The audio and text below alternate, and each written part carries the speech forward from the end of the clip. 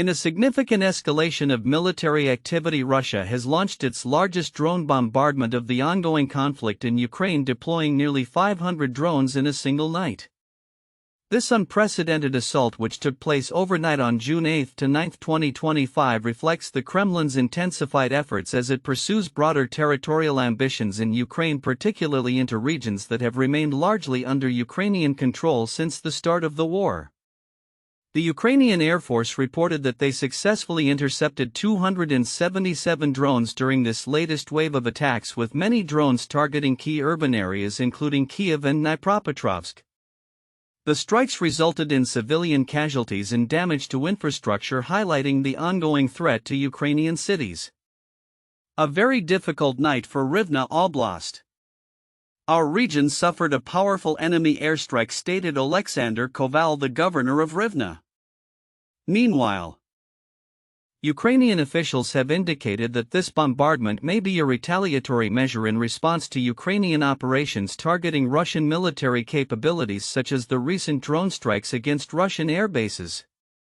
As the conflict continues to evolve, Russian forces have also made advances towards the Dnipropetrovsk-Donetsk administrative border, raising alarms about their intentions for further territorial expansion beyond the already annexed regions of Luhansk, Donetsk, Zaporizhia, Kherson, and Crimea. Kremlin spokesperson Dmitry Peskov confirmed that the recent military actions are aimed at establishing a buffer zone within Ukraine, a claim that has drawn skepticism from various international observers. Dnipropetrovsk Oblast is now within the sphere of interests of the Russian military, asserted Alexei Zurevlev, a prominent figure in the Russian State Duma, indicating a strategic pivot towards this region. In parallel, the Kremlin is attempting to leverage potential arms control negotiations with the United States as a means to extract concessions regarding the ongoing conflict. Russian officials have indicated that any resumption of talks would be contingent upon the U.S. acknowledging Russia's security interests, particularly in relation to Ukraine. "We need a reliable military political foundation to resume arms control talks," stated Russian Deputy Foreign Minister Sergei Ryabkov. This strategic posture underscores Russia's broader goal of maintaining influence and control in the region while simultaneously attempting to mitigate Western responses. The situation on the ground remains dynamic, with both Ukrainian and Russian forces conducting operations across various fronts. Ukrainian forces have been proactive in striking back against Russian military assets targeting facilities integral to Russia's drone and missile operations. Notably, Ukraine recently attacked the VNIR Progress facility in Cheboksary, which produces critical components for Russian drones and missiles, resulting in significant damage and operational disruption. Amidst these military developments, a prisoner exchange took place on June 9, marking a rare instance of cooperation between the two nations. Ukrainian President Volodymyr Zelenskyy confirmed the return of several Ukrainian soldiers from captivity, emphasizing the need for continued negotiations to facilitate further exchanges.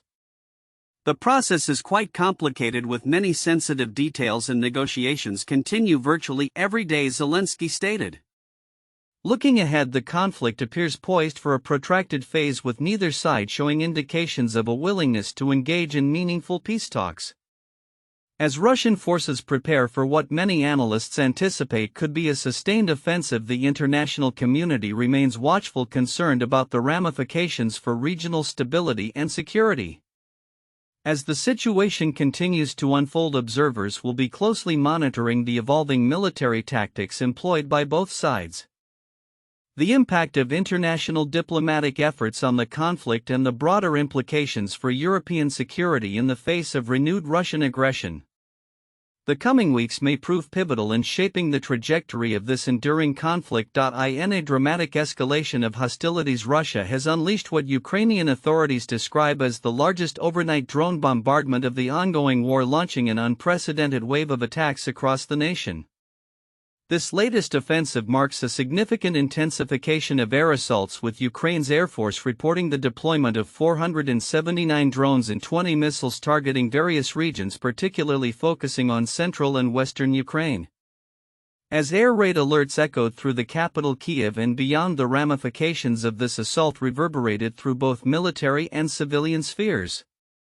The Ukrainian Air Force successfully intercepted 277 of the drones and 19 missiles, limiting the damage, however. Reports indicate that at least 10 drones and missiles managed to strike their targets. Explosions were notably reported in Kyiv and Rivne, leading to injuries among civilians, while the governor of Odessa reported fatalities and damages to critical infrastructure, including a maternity ward. A very difficult night for Rivne Oblast, stated Alexander Koval, the region's governor, highlighting the pressure on local authorities and emergency services as they navigated the aftermath of the strikes. In response to this aggressive move, Ukraine has ramped up its own military operations. Ukrainian special forces claimed responsibility for damaging Russian fighter jets during a raid on an airfield located approximately 400 miles inside Russia. This operation reflects a broader strategy aimed at disrupting Russian military capabilities and showcases the increasing boldness of Ukrainian forces as the conflict drags on. Military analyst Professor Michael Clark noted that while the drone attacks may not change the strategic landscape significantly, they exert a toll on civilian morale, forcing populations into underground shelters and impacting daily life. The geopolitical implications of these developments are profound. Poland in a show of solidarity and preparedness scrambled jets to enhance security along its borders following the Russian strikes. This move underscores the heightened sense of vulnerability among NATO members in the region as they grapple with the persistent threat posed by Russian aggression. NATO's Secretary General is expected to call for a staggering 400% increase in funding for air and missile defense during an upcoming speech, a clear indicator of the alliance's recognition of the evolving threat landscape. Notably, this offensive comes on the heels of reported tensions surrounding prisoner exchanges between Ukraine and Russia. Ukrainian President Volodymyr Zelenskyy announced the initiation of a prisoner swap with the first group of Ukrainian captives returning home after complex negotiations. However, blame over delays has marred the process, with both sides accusing each other of stalling. As the conflict continues to escalate, it remains uncertain what the future holds for both Ukraine and Russia. The Kremlin's intentions appear to be focused on creating a buffer zone in the Dnipropetrovsk region, while Ukrainian officials maintain that Moscow shows no signs of de-escalating. Andriy Yermak, head of Ukraine's presidential office, emphasized that Russia has no intention of halting its military operations, suggesting a grim outlook for peace negotiations. In the face of this turmoil, international responses and strategies will be critical in shaping the next phase of the conflict. As both sides prepare for a potentially prolonged confrontation, the world watches closely, anticipating how these developments will influence regional stability and international relations in the months to come. In the shadow of Vladimir Putin's regime, a quiet yet fierce movement is gaining momentum in Russia, challenging the very fabric of the authoritarian landscape. At the forefront of this resistance is Daria Sarenko, a poet and activist whose feminist anti-war resistance movement has become a beacon of hope for many in a country where dissent is increasingly met with aggression.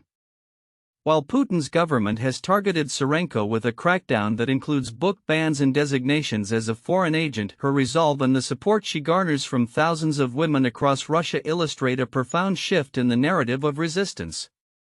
Sarenko's journey began shortly after the invasion of Ukraine on February 29, 2022, when she established her movement to galvanize women against the war. Despite the government's efforts to silence her, including a ban on her poetry collection and the revocation of her passport, the feminist anti-war resistance has flourished. The group has organized hundreds of protests in over 60 cities, using innovative methods to disseminate anti-war messages such as poetry on price tags and through social media channels. One poignant postcard they distribute encapsulates the deep emotional scars of war: a war again. No one talks about it. Sarenko's activism is not without personal cost. She has faced imprisonment and a series of government reprisals that forced her into exile in Georgia. "I chose to quit my job rather than silence myself," she shared, reflecting on a pivotal moment when her employer at the Ministry of Culture issued an ultimatum. Today she resides in the EU seeking political asylum while continuing to advocate for women's rights and anti-war sentiments from abroad. Feminists are the most visible political power in the opposition, Tsurenko asserted, reinforcing the notion that women's voices are crucial in the fight against Putin's regime. Her plight resonates deeply with many, as she highlights the alarming rise in domestic violence against women in Russia, a stark reality exacerbated by Putin's policies. Since the decriminalization of domestic violence in 2021, the situation for women has deteriorated significantly, with tragedies striking frequently. Tsurenko's activism underscores the urgency of combating this violence, positioning her not only as a voice against war but also as a champion for women's rights in an oppressive environment. Despite the personal risks, Tsurenko remains undeterred. "I am prepared to see myself on the list of terrorists," she noted, reflecting the high stakes that come with her advocacy. Her words call for solidarity across borders, urging women in the US and elsewhere to recognize their shared struggles against patriarchal systems. "Don't be afraid of becoming an alarmist," she warned, drawing parallels between the threats faced by women in authoritarian regimes and those in democracies that are not immune to regression. As Putin continues to fortify his grip on power, the challenges faced by Tsurenko and her movement illustrate a broader struggle for freedom and rights within Russia. While the Kremlin attempts to stifle dissent through intimidation and violence, the resilience of women like Tsurenko signals a burgeoning resistance that could reshape the political landscape in the years to come. The future remains uncertain, but one thing is clear: the fight for equality and peace in Russia is far from over, and it is spearheaded by those who dare to speak out against tyranny. In a significant development that underscores the complexities of international military support and geopolitical tensions. Ukrainian President Volodymyr Zelenskyy has expressed serious concerns over the United States' recent decision to divert a substantial shipment of military aid. During an exclusive interview with ABC News, Zelenskyy revealed that the U.S. is reallocating 20,000 missiles originally promised to Ukraine for its defense against ongoing Russian aggressions, instead directing them towards the Middle East for its own military purposes.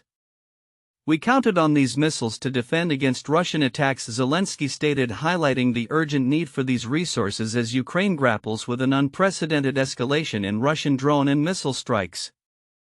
The Pentagon has yet to confirm the specifics of this redirection, but Zelenskyy emphasized the critical nature of the assistance, noting that the technology in question is vital for countering Iran-made Shahid drones, which Russia has been using extensively. The timing of this diversion is particularly alarming for Ukraine, as recent weeks have seen a significant uptick in Russian aerial offensives.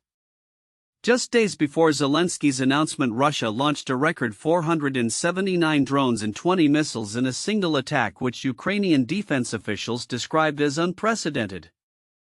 This surge in hostilities comes on the heels of Ukraine's audacious Operation Spiderweb, which reportedly resulted in substantial damage to Russian air capabilities by targeting bombers stationed deep within Russia. Zelenskyy's comments reflect a broader sentiment within Ukraine regarding the necessity of sustained Western support. "Without the help of the United States, we will have more losses," he warned, signaling the potential consequences of diminished military assistance as Ukraine continues to engage in fierce battles across its eastern front. The implications of the U.S. military aid shift extend beyond immediate battlefield concerns. Analysts are closely watching how this decision will influence not only the current state of the conflict but also the strategic calculus of both Russia and Ukraine. Mick Ryan, a retired Australian Major General, noted that while the Ukrainian strike during Operation Spiderweb was a significant military achievement, it does not necessarily alter the fundamental dynamics of the war, particularly in terms of altering Russian President Vladimir Putin's objectives. As the conflict continues to evolve, the prisoner exchanges between Ukraine and Russia signify a rare point of negotiation amid the ongoing violence. Zelenskyy announced the beginning of a new round of prisoner swaps, which he stated would occur in multiple stages over the coming days, further indicating that both sides are seeking to manage the humanitarian aspects of the war even as military operations escalate. The situation remains fluid, with Ukraine's military strategy adapting in response to both the increased Russian aggression and the shifting landscape of international support. The reliance on Western technology and weaponry has proven pivotal for Ukraine, and as Zelenskyy pointed out, the loss of expected military resources could have dire consequences on the ground. Looking ahead, the international community will be watching closely how these developments play out. As the conflict shows no signs of abating, the interplay between military strategy, geopolitical alliances, and humanitarian concerns will shape the trajectory of not only Ukraine's defense efforts but also broader regional stability in Eastern Europe and beyond. The coming weeks will be crucial as both Ukraine and its Western allies reassess their strategies in light of the evolving dynamics of this protracted conflict.